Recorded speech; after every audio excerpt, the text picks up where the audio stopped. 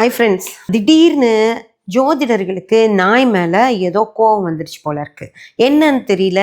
நாய் செவ்வாய் அப்படின்றாங்க. நாயை வச்சு நம்ம வளர்த்துறதோ இல்லை நாய் நம்ம வீட்டுக்கு வந்துருச்சுனாலும் நமக்கு செவ்வாய் ஆக்டிவேட் ஆயிடுச்சு அப்படின்னு சொல்லி சொல்கிறாங்க. அதுக்கப்புறம் நாய் வளர்த்துனா வீட்டில் சண்டை வரும் அப்படின்னு சொல்லி சொல்கிறாங்க. உங்களுக்கு நான் இன்னொன்று சொல்கிறேன். நாய் வளர்த்துனீங்கன்னா உங்களுக்குள்ள பிரச்சனைகளே வராது.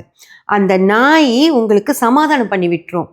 நம்ம வீட்டில் குழந்தைங்க இருந்தால் கூட சில குழந்தைங்களுக்கு அம்மாவை ரொம்ப பிடிக்கும், சில குழந்தைங்களுக்கு அப்பாவை ரொம்ப பிடிக்கும். அப்போது கணவர் மனைவிக்குள்ளே சண்டை வந்துருச்சு அப்படின்னா குழந்தைய கேட்பாங்க, உனக்கு அம்மா வேணுமா அப்பா வேணுமா, அம்மா போகிறேன் நீ வரியா இல்லையானா ஒவ்வொரு குழந்தைங்க அம்மா கூட கிளம்பி போயிடும். ஒவ்வொரு குழந்தைங்க அப்பா கழுத்தை கட்டிட்டு நான் வரல அப்படின்னு சொல்லும். அப்போ என்னன்னா திரும்பவும் அவங்க ரெண்டு பேத்துக்கும் அவங்க மேலே கோவம் வரும். பிள்ளைய பாரு, உனக்கு சப்போர்ட் பண்ணுற மாதிரி பிள்ளைய வளர்த்தி வச்சிருக்கியா அப்படின்னு கணவர் கேட்பாரு. உங்களுக்கு சப்போர்ட் பண்ணுற மாதிரி நீங்கள் பிள்ளைய வளர்த்தி வச்சிருக்கீங்களான்னு மனைவி கேட்பாங்க. அப்போ கூட சண்டை தான் வரும். ஆனால் நாய் அப்படி பண்ணவே பண்ணாது ஃப்ரெண்ட்ஸ். அம்மாவுக்கு எவ்வளோ முக்கியத்துவம் கொடுக்கணுமோ அங்கே வாழை ஆட்டிட்டு நிற்கும். அப்பாவுக்கு எவ்வளோ முக்கியத்துவம் கொடுக்கணுமோ அங்கேயும் போய் வாழை ஆட்டிட்டு நிற்கும். அந்த நாயை விட்டு பிரிய முடியாமையே பல குடும்பங்கள் ஒன்றா இருந்திருக்காங்க. உங்களுக்கு தெரியும், இந்த காலத்தில் திருமணம் ஆனதுமே அந்த வாரமே தனி குடிச்சுன்னு போயிடுவாங்க. போகும்போது ஒரு நாயோட தான் போகிறாங்க. அந்த நாய் அவங்க ரெண்டு பேர்த்தையும் சேர்த்தி வைக்கும். சரிங்களா? இந்த மாதிரி ஜாதகத்தில் நாய்ங்கிறது செவ்வாய் அப்படியெல்லாம் கிடையாது. நான் எந்த கிரகத்தையும் பைரவர் சனி நாய் அப்படின்னு சொல்கிறாங்க. அப்படி சனியா, நாய்னா சனியா, பைரவர்னா சனியா, பைரவர்னா செவ்வாவா அப்படியெல்லாம் குழப்பிக்கணும்னு அவசியமே இல்லை. நாய்ன்றது பெட்டனிமல்ங்க. அது 5ஆம் பாவம்.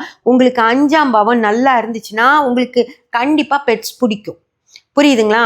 நாயை பார்த்தா பிடிக்கும், பூனையை பார்த்தா பிடிக்கும், யானையை பார்த்தா பிடிக்கும். அந்த மாதிரி எல்லா உயிரினங்களையும் உங்கள் 5ஆம் பாவம் நல்லா இருந்ததுன்னா உங்களுக்கு பிடிக்கும். புரியுதுங்களா? சனியா செவ்வாயான்ற அந்த இதெல்லாம் இல்லை, எல்லாத்தையும் பிடிக்கும். 5 நல்லா இருந்தால் அவங்களுக்குள்ள காதல் பொங்கி வரும்.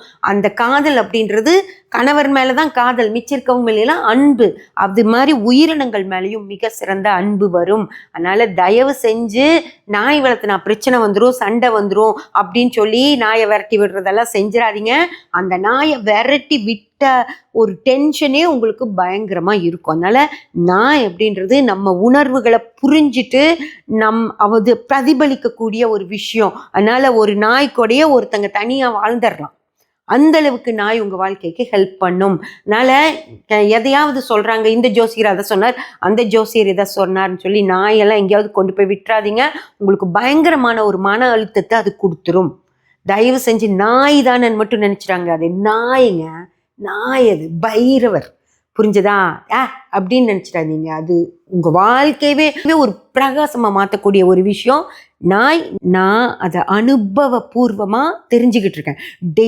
டெய்லி என் வாழ்க்கையில் எல்லா விஷயங்களையும் என் நாய் எனக்கு கொடுக்கும். ஓகேங்களா? இப்போ நான் இங்கே ஷூட் பண்ணிட்டு இருக்கேன்ல, இங்கேயே என் கால்கடியில் படுத்துட்ருக்கோம். இன்னைக்கு நல்லா சாப்பிட்டு இன்னைக்கு நான் எடுக்கணும்னு நினைக்கிறத, ஆனால் அது தூங்கிட்டு இருக்கு.